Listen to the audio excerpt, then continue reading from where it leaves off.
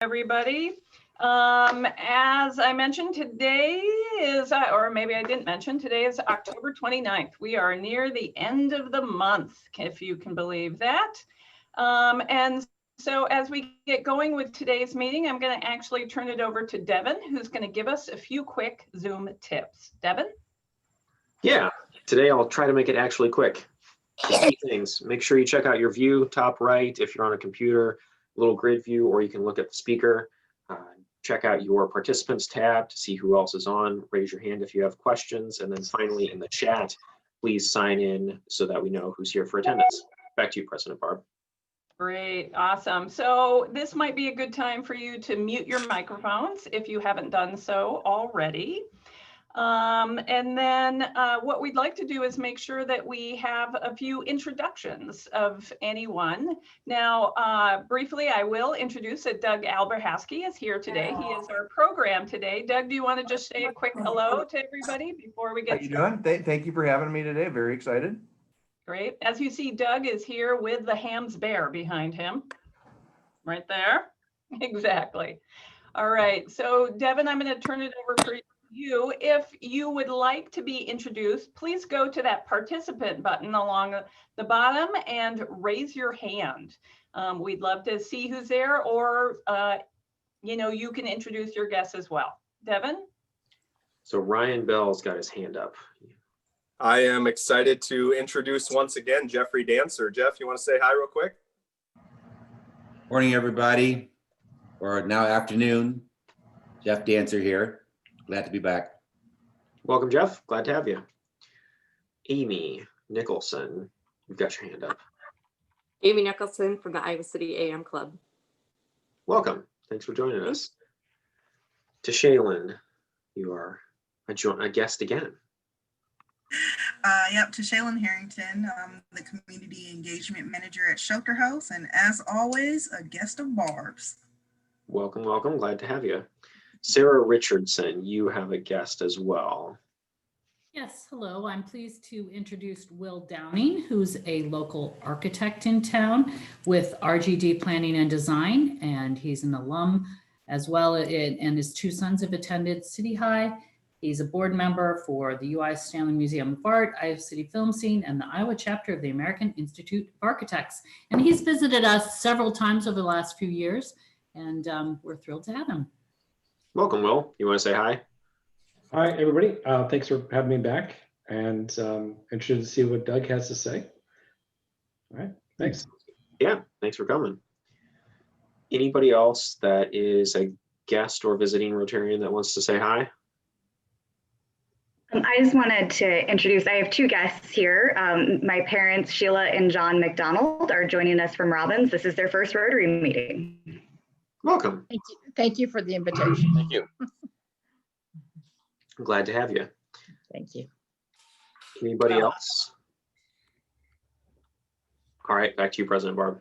Great. Thank you, Devin. And to Tara's parents, we just got to tell you, we love that girl. Okay. So we are also very proud of her. So, well, thanks. Next, it's the time for announcements. And so first, I'd like to go to Ryan Bell, who has an announcement for the club. Ryan?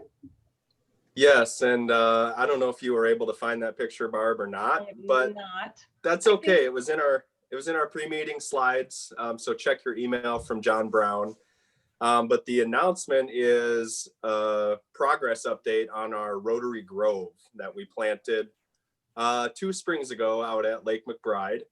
And those trees are bursting through the tubing that we protected them with and are looking awesome. It's really encouraging to see. Anybody that helped plant them or has helped maintain them, I would encourage you to drive out there and take a look. And also looking ahead, Dave Brown and I are working with this committee and all the other Rotary clubs to plan another planting this spring. So hopefully we can all get out there and put some more trees in the ground and watch them grow as well. So thank you.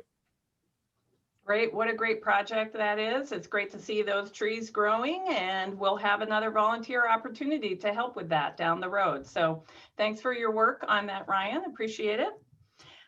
Next, I'd like to go to Anna Moyer-Stone with an announcement about the Joint Service Club event. Anna? Yes, hello everyone. The Joint Service Club luncheon is still happening.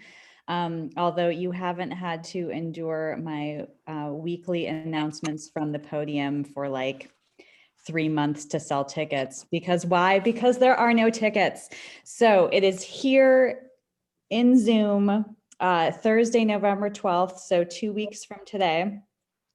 And basically how you got here is how you get to the regular Joint Service Club luncheon. So same Zoom, what's that called, Barb? Thank you, same Zoom link, same Zoom everything. It's just, we will all be here along with the other service clubs in the area, and then President Harold will be speaking, which for all we know may be the last time that he'll get to speak to any of us. So you don't want to miss it. It's free. All you have to do is come here 2 weeks. And if you would like to invite guests, please do. To hear the president speak, again, just share our regular Zoom link with them. If you have any questions, you can call me or email me or chat me. But Joint Service Club luncheon, Thursday, November 12th, same Zoom link. We'll see you there. Thanks, Barb. Perfect. You bet, Anna, or should I say Anna, because she has 2 exclamation points behind her name. All the enthusiasm. All the enthusiasm that you get with Anna Moyer-Stone. So next, I'm going to check in with John Fraser. I'm hoping John is here. He's going to give us an update on Operation Warm. John? I always hate to follow Anna Moyer-Stone with 2 explanation points because she's so enthusiastic. I'm equally enthusiastic about the Warm Coat Operation Warm program. We've been very kind as an organization. We have paid for, purchased it, and shipped 108 coats. We have a little money left over for a few more. We've had a nice amount of dollar donations. I'm not supposed to shame anyone into donating, but I will say we've had 17 people in the club donate, and I think we have a larger membership than that. It's getting cold. Little kids need warm coats. This is a great cause. Every organization that we're dealing with right now, including Open Heartland, including Domestic Violence Intervention, is just absorbing coats as quickly as we can ship them. We go until the end of November, but as far as I'm concerned, it's getting so cold so quickly that we need to act in the next couple of weeks because it's over, out, and done 2 weeks from now, as far as I'm concerned. So if you have the wherewithal, if you have the interest in donating to underprivileged children who don't have a choice of coach like you and I have, this is a great time to either go to the URL that's been posted or write your check and mail it to the address that's posted. I probably will not be badgering you again, but here's one last shot. Not as much enthusiasm as Anna Moyer, double exclamation points, but I'm trying. Thank you. Well, we appreciate that very much, John. So just a reminder, everybody, so we have already donated 108 coats. That's pretty awesome, right? You've been, we've already had snow twice. And so imagine not having a coat. Imagine wanting to play outside and you don't have a coat. So, worthy cause. Now, I talked to John earlier this week. He said if we could raise another $400 or more, about that, we could get 6 more boxes of coats. So when you order these coats, you got to order them in boxes of 6, same size, same gender, et cetera, et cetera. We would like to order some more coats. Let's put a few more coats out into the cold, cold Iowa City world that we are in. So think about that. So John, if you're able to, if you could go into the chat and put in the mailing address or the URL, that would be great. But you can always look in our minutes that get distributed, and that information will be in the minutes as well. So I just want to encourage everybody to kind of get behind this great cause. Next, I'm going to turn it over to Tara Minetos, who has a great announcement for us. Tara? So I went into my office downtown and I was very pleased to find a thank you note from one of this year's scholarship recipients, and it's addressed to our club, and I wanted to read it out. This was our recipient that we just loved so much in her interview that we, our committee went and begged the board for another scholarship, and we're so grateful that they were able to do that. And I'll let you hear a little bit from her. So she says, "Dear Rotarian Supporting Women Committee and the Iowa City Noon Rotary Club, I'm honored to have been selected as a recipient of your scholarship. Thank you so much for your generosity to allow me to pursue my degree in biomedical engineering at the University of Iowa. This scholarship will help me achieve my dream of making medical devices for children with disabilities, and I could not be more thankful. I'm excited to attend Rotary meetings in the future and hopefully support other women pursuing engineering as well. Thank you, Sushma Santana."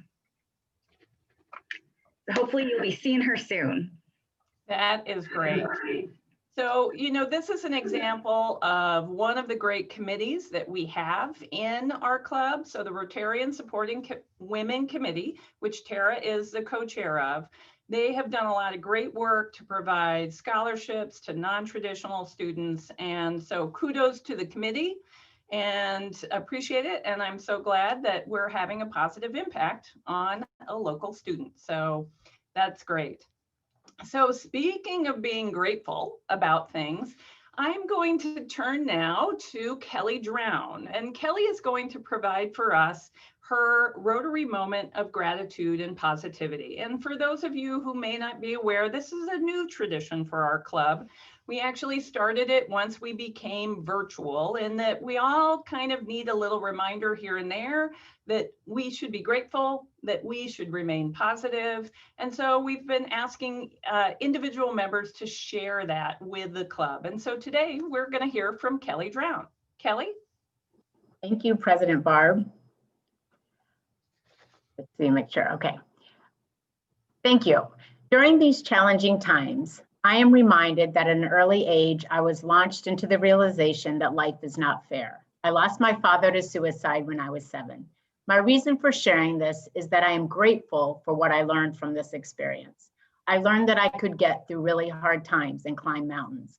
I learned that during the unthinkable, that changing my mindset to being grateful for what I do have is the summit. And it is the gratitude overlooks that create space for me to pause, re-energize, and keep going. I am also grateful for the coping techniques I have learned and mobilize at the base of every hill, bluff, or mountain that I need to scale. The situations are different, but the process is the same with the unwavering resolve that I can do it. And it is those coping skills that I am desperately trying to instill within my 4 daughters during these challenging times. They too can do it while being incredibly grateful for what they do have. And with that, I will turn it back over to President Barb. Thank you. Thank you very much, Kelley. I appreciate that. It's really a wonderful observation. I kind of like your talk about, you know, the ability to kind of look out and see what we should be grateful for. So kudos. Now, another thing that we can be grateful for is that our club has kind of stepped forward this year and partnered with the Johnson County Community Foundation to provide additional grants to some of the nonprofits in our community that are especially being impacted by COVID. And today we have a representative from one of the organizations that we have funded. Her name is Barbara. I love that name. Can I just say that? So Barbara is joining us, and she is going to speak about the support that we have provided to the free medical clinic. Barbara? Thank you, Barbara. Can you hear me? Can anyone hear me? We can. Before I begin, Kelley, thank you so much for what you shared. I wanted to share with all of you that one of the things I've started doing since the pandemic has hit us all is I do a gratitude list every morning as I'm drinking coffee. It really is important to keep things in perspective. We're all challenged, but we're also all very fortunate. So thank you, Kelley, for sharing that with the group. Again, my name is Barbara Vinograde, and I am the director of the Iowa City Free Medical and Dental Clinic. I have been fortunate to serve as a staff member at the clinic for over 25 years. On behalf of our board of directors and our staff, our volunteers, and our patients, please accept my sincere thanks for your very, very generous funding through the Community Foundation of the Free Clinic's work. Our clinic was established in 1971. We are one of the longest running free clinics in the United States. We serve a very diverse, low-income population.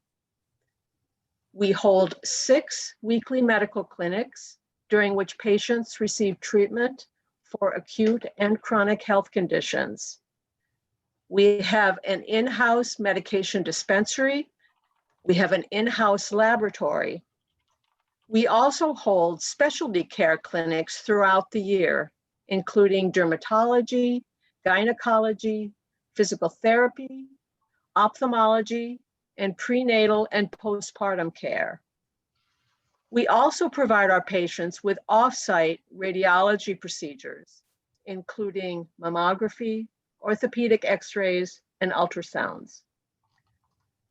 Dental clinic patients receive exams, x-rays, treatment plans, fillings, extractions, and hygiene.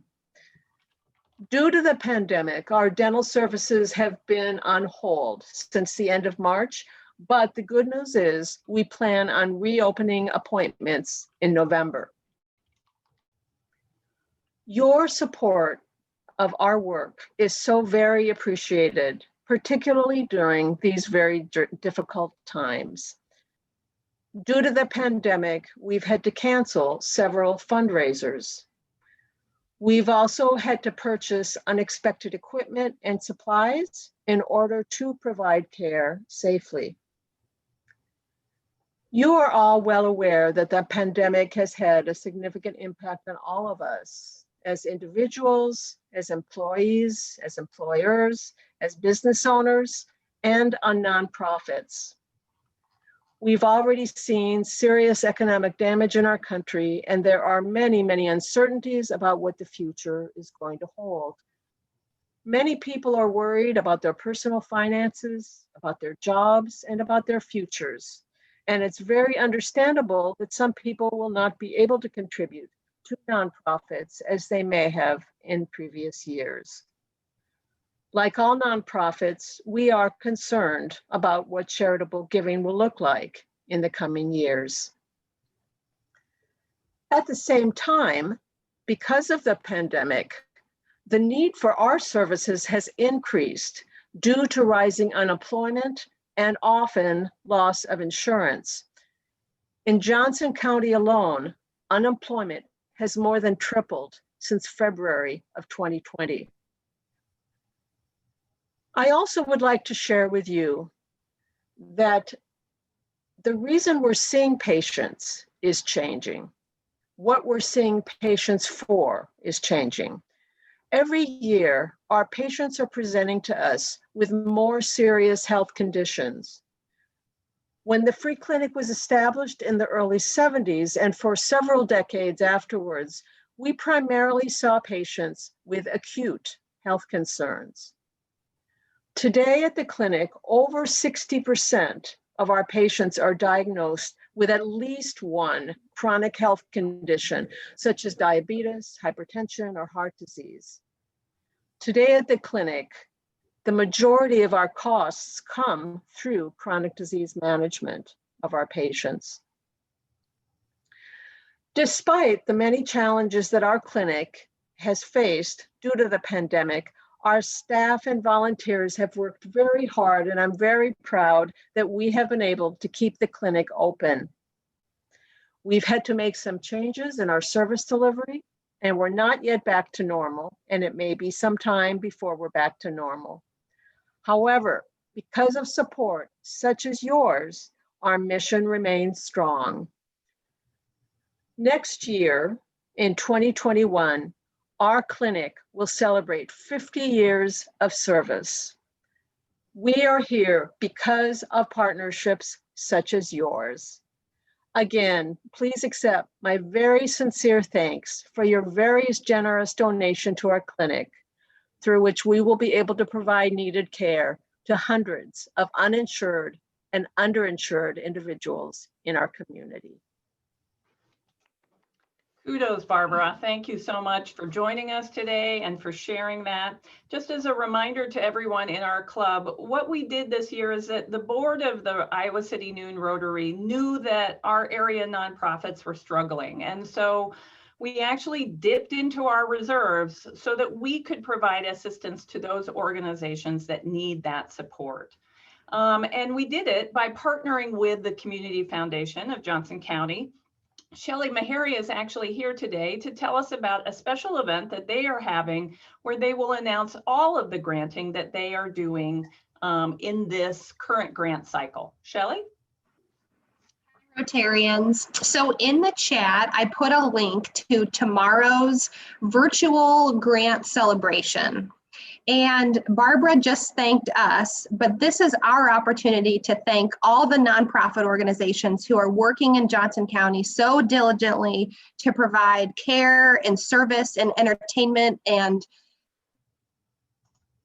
to this place that we call home. So I hope that you can join us tomorrow at 11 a.m. virtually. And again, that link to register for the Zoom call is in the. It's truly a celebration of all the wonderful, wonderful work happening in Johnson County. And thank you to Iowa City Noon Rotary for that partnership. Critical time. There's a great need. And so we just truly value the partnership. So thank you so much. Great. Thank you, Shelley. So again, take a look at the chat. There's a lot of activity always happening in the chat. So there's information in the chat on the Johnson County Community Foundation event. There's also the link for Operation Warm. You can go out right now and buy a coat if you'd like to for somebody who needs it.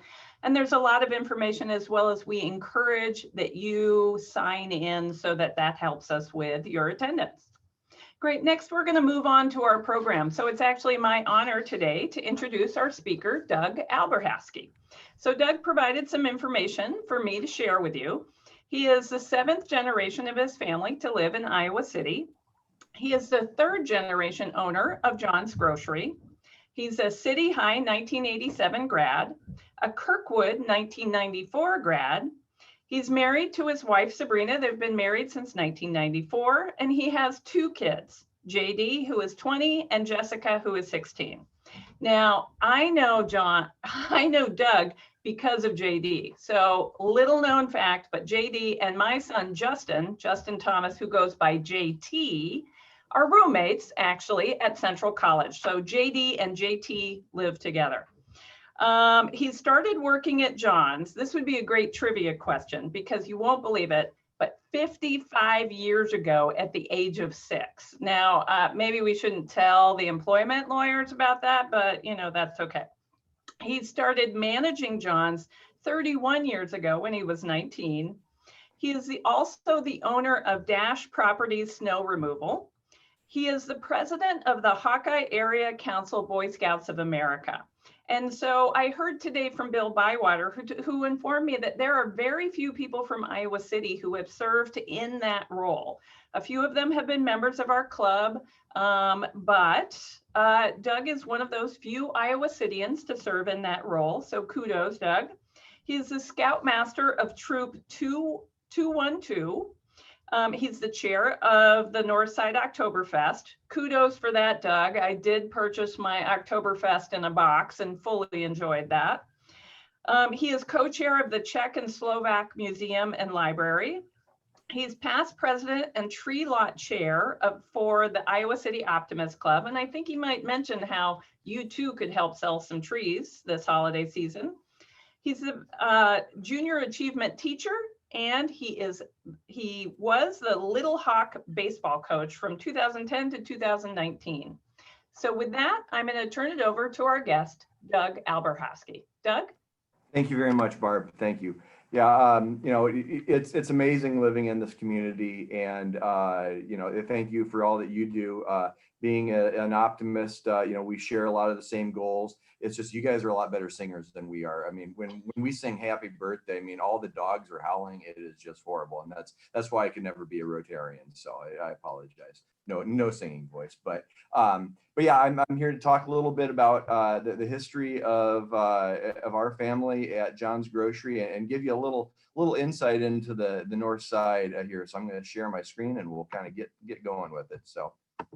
So this is the history of John's Grocery. Okay,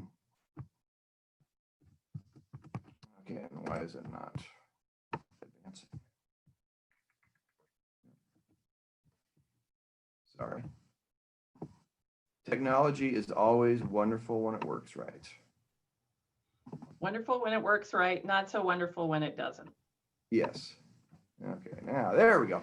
Okay, so a couple of little-known facts. Iowa City was founded in 1839, and Iowa City and Washington, D.C. were two towns that were completely platted before they were settled. Iowa City was set up to mimic Washington, D.C. in the Capitol Square with the old Capitol.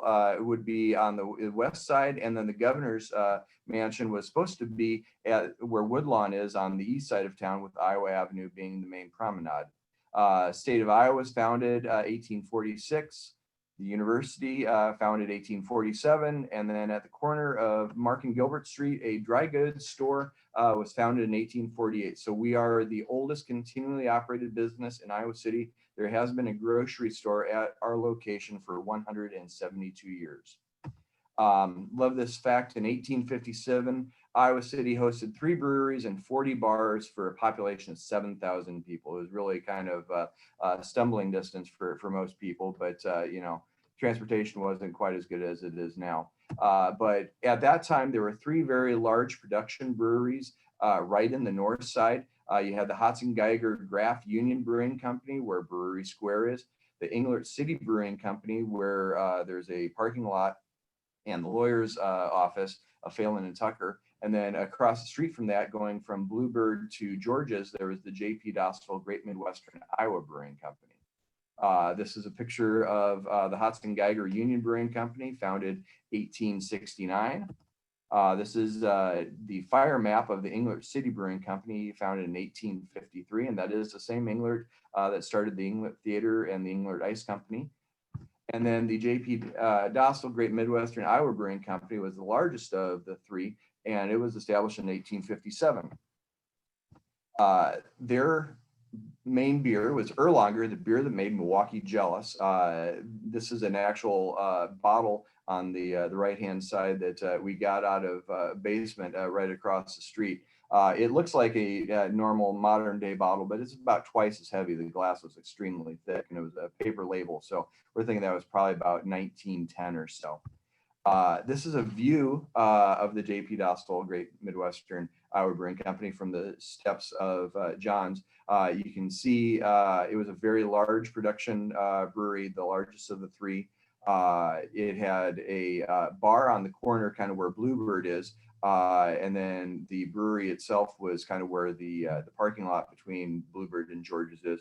But as you see kind of down the line, looking down west on Market Street, you see the building on the corner now that houses Goosetown, and that actually kind of figures predominantly into our family's history as well.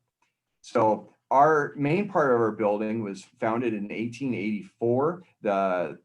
The original grocery store at 1848, where our wine room and our deli kitchen is the first portion of the building. The second addition was added in 1884, and it was originally hose house at number 1 for the Iowa City Fire Department. Fires were a very real danger back then, and with so many very large breweries right in the neighborhood, they decided that they really needed to have some fire protection. And this is a fire map from 1888 showing the building as it was. And you'll see that it has changed a little bit over the years. It served as a firehouse until they built the new City Hall, which was now considered the old City Hall, right on the corner of Washington and Lynn Street, where the U.S. Bank drive-through location is. So basically right after that, it became a bar. This is a picture from 1899 showing the front of the store. It was the George Buffoon Saloon. George was the owner and purveyor there in the white apron. And the reason why the Erlanger beer was the beer that made Milwaukee jealous was because George, right across the street, only served Pabst Blue Ribbon. Back in the day, you had tied houses where the brewery and the bar was tied together. And in this case, George could only serve Pabst Blue Ribbon with his agreement. So the beer made right across the street, you couldn't get it there. George was very much an entrepreneur. He had a number of different gigs going, but for a little while, he installed his own barber's chair in the bar. But since he had a tendency to drink, it was very advisable to get your clean clothes shaved early in the morning before he tipped too many beers back. Interior shot of the bar. This is on the left-hand side is kind of where the window and the front door is. So this is actually looking down our main liquor aisle right now. You can tell that this is a working man's pub because they had porcelain spittoons. It had been a gentleman's place that had been brass. And you'll notice that there's no place to sit down. It was actual Iowa law back then that if you served any alcohol, you could have nowhere to sit. They figured if you were too drunk and you couldn't stand up anymore, it was time to cut you off. And that's how belly up to the bar came in. You put your belly on the bar and you have one more. Now the two windows in back are evidence that the building only went back so far. They actually added on another section of the building in 1902, right after this. Other curious facts, the fan sitting on the counter there would have been a brand new contraption. Electricity actually came to Iowa City in 1898. So that would have been a wonderful luxury. And then the cigars underneath of that fan in the case actually could have been made upstairs. On the second floor of the building, it was originally the Bohemian Culture Society and Dance Hall. Then it was made into a perfume factory that made something called toilet cream. Just use your imagination on that. Cigar factory after that, and then finally into apartments. This is a picture of Valentine's Grocery, also in the same location. After Prohibition closed down the bar, the grocery store moved from what is now our wine room into the main part of the store. And Denny Valentine was the owner, and his grandson shared this picture with me. There were a couple other owners between the time that Denny owned it and when my grandfather purchased it. I'm going to talk a little bit about our family and John's now. My grandfather was one of 7 kids that all grew up in the North Side. And of the 7 kids, Bernie, John, my grandpa John, and Don had very big things going on right in the neighborhood. You might know Bernie's Foxhead Tavern. This is the oldest drinking establishment in Johnson County. Bernie started that. It had a long lineage of different businesses, but he started that in 1939. And then his brother Don had the Central Tap right up the street where Goosetown is right now. Now, the Central Tap was a very predominant bar in the fact that it originally was the Union Public House. This is a picture circa 1890s where you had the brewery and then you had the bar right across the street. And this is a picture of my grandpa and his brother Don in the Central Tap in 1946. My grandfather actually was in the United States Navy during World War II. He was supposed to be a diesel mechanic on a submarine, but luckily for Grandpa and the rest of our family, that troop ship actually got into Pearl Harbor late and his boat sailed without him. So since he had really no station to go to, he was assigned to the Royal Hawaiian Hotel, which was the main U.S. submarine base, and worked there doing a lot of different odd jobs. He never actually got assigned to the submarine because that submarine was never heard from again. It was lost on watch. So Grandpa did a number of odd jobs, and he basically bought the store with money that he made during the war. He fixed up radios and rented them to people. He worked in the laundry. And one of my favorite all-time stories, Admiral Chester Nimitz came to my grandpa one time and he said, "I want my dress whites clean, pressed, and starched in 1 hour." And my grandpa was working with the sheriff of Honolulu's wife in the laundry, and they were able to figure out how to get it cleaned and pressed, but he couldn't figure out how to make the starch dry. So Mrs. Luana Heu is how you pronounce her name. She told him to go up to the roof of the hotel, and Grandpa actually put on Admiral Nimitz's uniform, stood there like a scarecrow until the starch dried, and he was able to get that assignment done. But he also worked with Don Amici in doing a variety show before the USO was in effect. So Grandpa did a lot of amazing things. But as soon as he was able to save up enough money, he actually sent a war bond home to my grandmother. That's my grandma Irma, and that's my dad. My dad was actually 3 years old when Grandpa first met him. So Grandpa was stationed in the Navy for 3 years before he was able to see my dad. But after they got home and got settled and was working at the Central Tap for his brother, the owner of the grocery store at the corner of Market and Gilbert Street said, "John, you should really buy my business." And he did. So at that point, John's Grocery was established in 1948.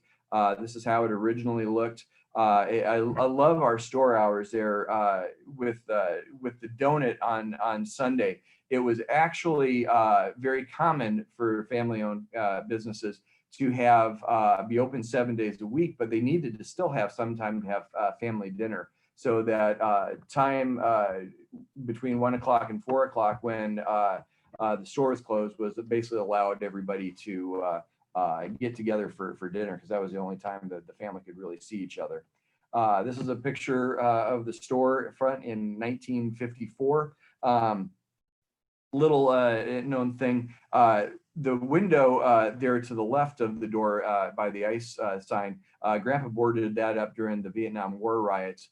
And I said, man, I'd love to see the natural light coming into the store. So I was on the inside, and a contractor buddy was on the outside. And unbeknownst to me, that John's Grocery sign was actually still hanging behind the plywood that was put up back in 1969. And my buddy Jim actually had that sign framed, and he presented it to us for a Christmas present a couple years back, and that was just pretty amazing. But to see the front door now and to see it then, you know, things changed a little bit, but for the most part, it's still the same. In our family, as soon as you could see over the counter, you were hired. That's my two of my uncles and my grandpa. Basically, you know, in the family business, it's not called slavery, it's called indentured servitude. And, you know, Grandpa always said, well, Doug, you're going to earn a higher place in heaven, when he'd give me a really nasty job. And that always kind of made me quiver, but it kind of made me who I am now from doing all those old jobs with him. But in our family, it was obviously all in the family. Grandma and Grandpa worked 7 days a week, 365 days a year. And having 7 kids meant that they had a lot of help. They also had a couple employees starting off. One of my grandma's relatives actually lived in the apartment where the deli and the wine room is. And then slowly over the years, we took over the entire building and added on a couple of times. This is a picture of my dad's generation in 1967. Obviously a big age range and all that. My dad was the second oldest. My Aunt Lori there, who used to own the cottages, was the young one. And in my family, there's a lot of age difference, obviously, and it really hurt me when people would go, so is your aunt, or is Lori your younger or older sister? And I would kind of say, well, she's my aunt, she's 10 years older, but thank you for making me feel old. So but in our family, you know, Grandpa always called me the chief cook and bottle washer, and that meant that you had to do a little bit of everything. There was no job too big or too small that you couldn't tackle it. My grandma actually started our deli in 1956. And I'll get into the story of why we're called Dirty Johns. Used to be Central Junior High School right down the block, and kids would always come in over the noon hour and get penny candy. And my grandma actually started our deli by making 5-cent ham salad sandwiches because she got tired of seeing the kids eating nothing but sweets. So at this point, we got hundreds and hundreds of kids coming in over the noon hour. Well, also in 1956, we're the first place in town to sell a brand new magazine by the name of Playboy. And like you see in the old movies, the truck would go down Market Street. There'd be a guy in the back of the truck, and he'd take the big bundle and he'd throw them out on the front curb, right at the front door. Well, 2 boys were walking up early from junior high for lunch, and they saw this big stack of Playboys, didn't see anybody else around them. So they stole the entire bundle, took them down to the junior high and started passing them out to all their buddies. That was until Otto, the wrestling coach, caught him and drug him up to the principal's office. Well, Otto and the principal didn't communicate quite clearly enough, and we all know what happens when one assumes. So the principal, just assuming, called up my grandpa and said, "Dirty John, what in the heck are you selling these boys Playboy?" And the name stuck. So Scout's honor, that is the true story of Dirty John's. But we're also the king of beers. We've been basically, since I've been managing, we've been really heavily focused in the beer scene. The picture on the right is down in our cave. That is from 2005. That is 1 each of every single bottle and can of beer we had. A couple of those bottles, like in the front row, there were some Belgian lambics that came to the United States, and they're all hand numbered. Probably some of the rarest beer we've ever had. Each bottle was hand numbered. And when I looked at it, we had 1/6 of the supply of the Louis Pepin line of Cantillon lambics. And a customer called up our importer and said, "Hey, I'm looking for this beer. Where should I go?"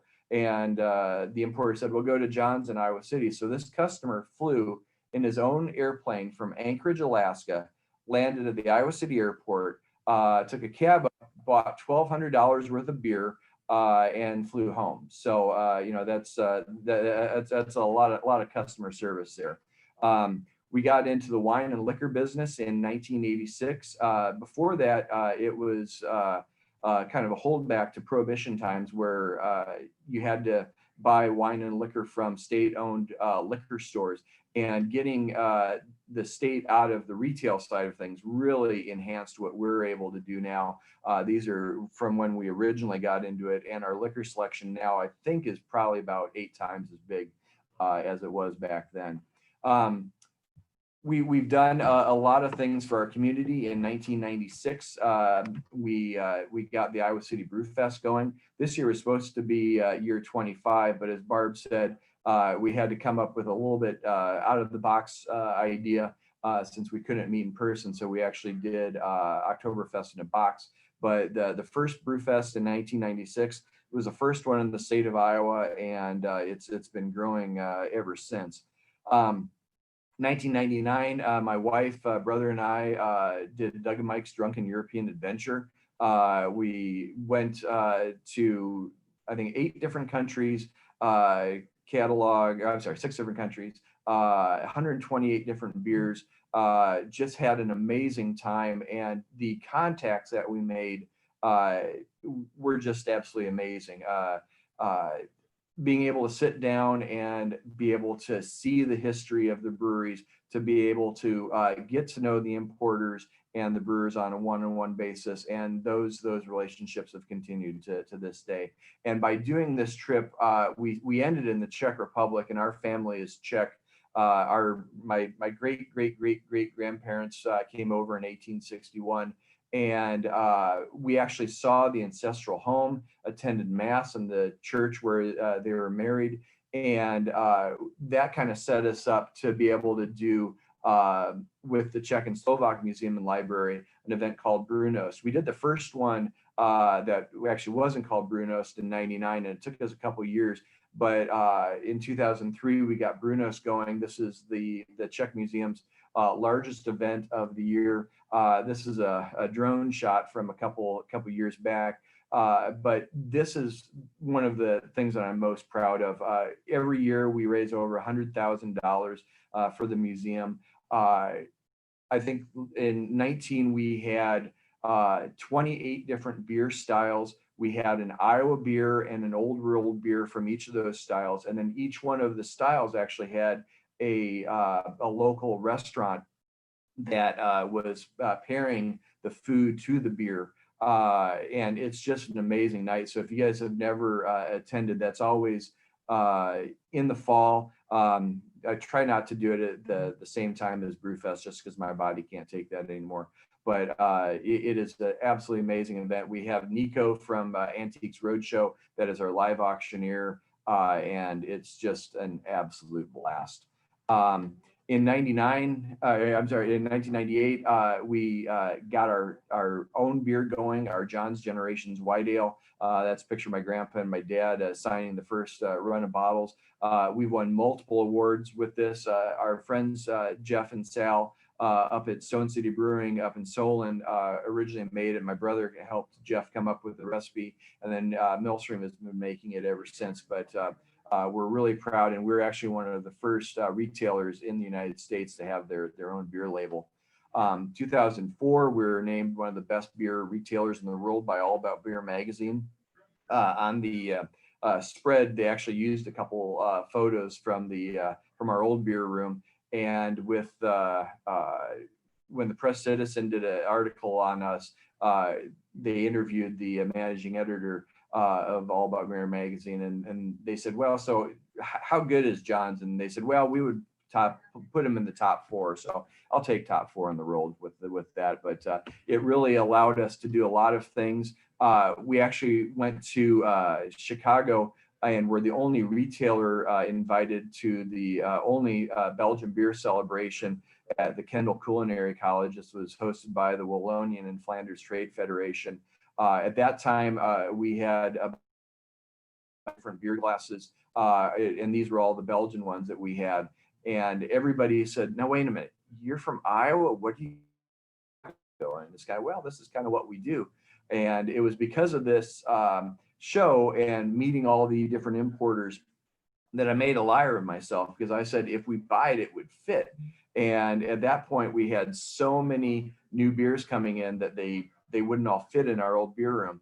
So it led to this picture being made after we got all the beers in, but then it also led to us actually having to swap the beer room and the wine room. This was probably the biggest construction project I've ever managed. It took me 78 days total to go from start to finish. I think my shortest day in those 78 days was a 10-hour day on a Sunday. But we were able to keep the store open while having everything in the store kind of being rearranged as we went. And one of our longtime customers said, "Doug, watching you redo the store like this was watching a mechanic change out an engine on a 747 when it was in mid-flight." So that made me feel pretty good. But it allowed us to be able to grow and be able to do what we kind of do now. 2008, we did another trip. The plan was to do the recon for a trip that we would do in conjunction with Brunos, that we would lead a group of folks over into the Czech Republic to tour different breweries and stuff. Unfortunately, the flood happened and that really never happened. But this was an amazing time that my brother and I got to just drive all over God's creation in the Czech Republic. And we tried so many amazing beers. And on the left there, that is a spa where you get in and it's hot water, cold water, mineral water, and beer. And basically you're taking a bath in beer. You don't want to drink it though. That be really gross. But you know, there's certain things that it's good to be the beer guy. And that's one of the perks to being in the business. 2008, we also took this picture to kind of mimic the 1899 photo. That's my son JD, who actually today's his 20th birthday. He didn't really enjoy being the dog in that, but he was in a lot of our commercials way back in the day, and I knew that he was going to be pretty successful because he said, "Dad, you know, if you want me to do another commercial, I really want that Lego Star Destroyer. So you're going to do that for me, right?" I said, "Yes, sir. I will get that for you." So up to that point, he had been unpaid, but that was kind of fun. 2011, we brought Oktoberfest home to the north side.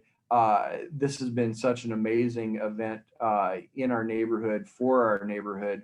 And it really, getting 3,000, 4,000, 5,000 people down here on a beautiful fall Saturday is pretty special. And I'll let you in on a little secret. Our kind of logo there, from left to right, you have the spire of St. Mary's. Then you have the little cupola above the original Hudson Geiger Union Brewing Company, now Brewery Square. Then the next building is going to be Goosetown, where the Central Tap was.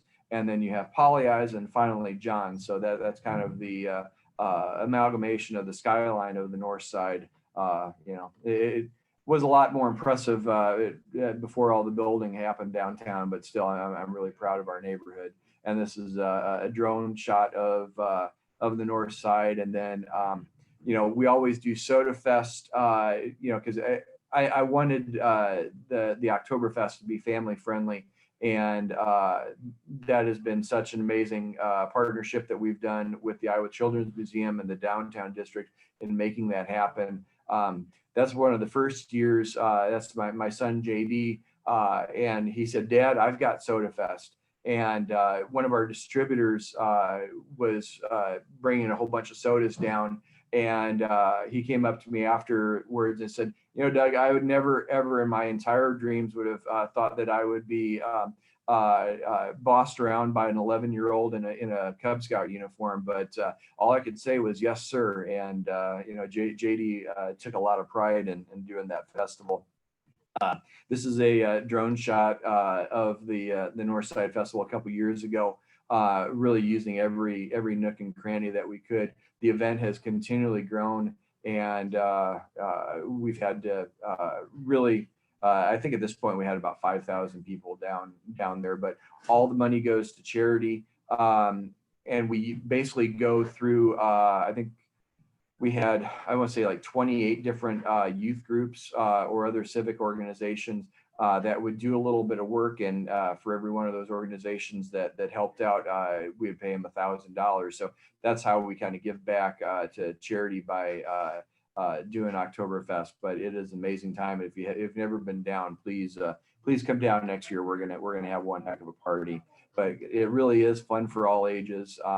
That's a picture of my daughter, and that was root beer. But we had the polka dots from the senior center.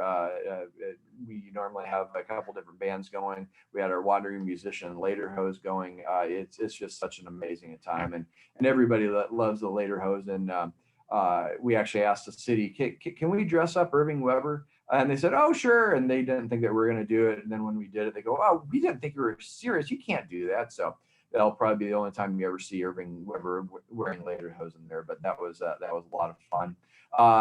In 2012, we also got going Burfest in Coralville. Originally, this was kind of designed just to have something to look forward to for beer lovers in the winter.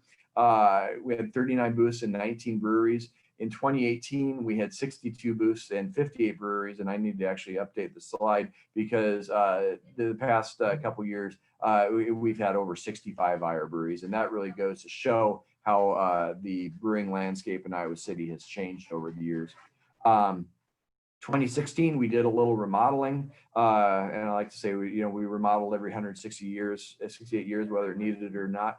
But if you look, if you're 168 years old, every once in a while, you're going to need a little tuck in a new bone here or there. But we went from being open to having that level of construction going and back to open in 12 days.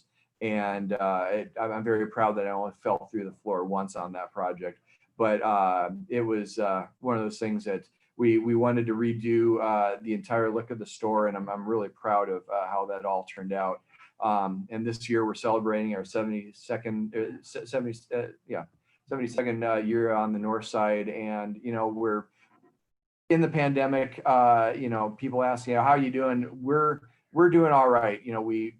We're definitely down, but when I look at all of our neighbors and how they're doing through the pandemic, I'm very grateful for the support of our community and for all of our partners that we've been able to endure this. And, trying to get it on for the next generation. That's JD and Jessica, and we got our dog to replace JD as a dog in that photo. But we're still family owned, still doing everything that we can to make sure that when Grandma and Grandpa opened, there were 28 other family-owned corner groceries in Iowa City, and we're the last one. And I just want to say thank you to all of you. I know I recognize a lot of you are longtime customers, and I thank you for supporting us and letting us support our community. When I look at all the things that I'm able to do in our community for our community, it's because of the fact that the community supports us so well. So upon that, Barb, thank you so very much for having me today. And if there's any questions, just give a shout out. So. Great. Thank you so much, John. Really appreciate, or Doug, sorry. I'm like automatically going with the John thing. You must get called John like all the time. All the time. Okay. Yes. So it's not just me. That's No, great. no, not just you. Not just you. Well, that is excellent. Fascinating. Really, really fascinating program. It's really great to just take in all of that knowledge. I love seeing those old pictures of town and seeing the different buildings. Just really, that's wonderful.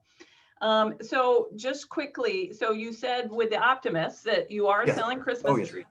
Yes. And you would always take some volunteers to help sell trees. Is that right? Yes, that is correct. So I will put in here my email address, and if anybody would like to come down to the Dairy Queen, I would love to. Oops. Get it to everybody here. I would love to invite anybody to come down and help us out. It is amazing being in the Christmas tree business to be part of family traditions, and just having a 3-4 hour shift would mean the world to us, because we've got a lot of older members in our club, and we're trying to reach out to everybody that we can to help out. So we opened up on Black Friday. Last year we sold I want to say 1,400 trees in 15 days, which was an all-time record. And any support that we can get from any of the other service clubs, we'd love to have. So thank you. You bet. Well, thanks so much, Doug. Really appreciate your time today. We try to kind of keep our meetings right to an hour, but if you're willing to stay just a little bit, we'll see if anybody has a question, but we kind of try to formally wrap it up. So if there is no other business before the club, if the club members could join me in the 4-way test of all of the things that we think, say, or do. Is it the truth? Is it fair to all concerned? Will it build good relationships? Will it be beneficial to all concerned? Will it be beneficial? Thank you all for being here today. Thank you, Doug, for being a part of the program, and everybody have a wonderful day. Appreciate it. So Doug, I do have to ask you, I heard from Justin that there's this whole family name tradition, and that it's not just like Doug and John, but it's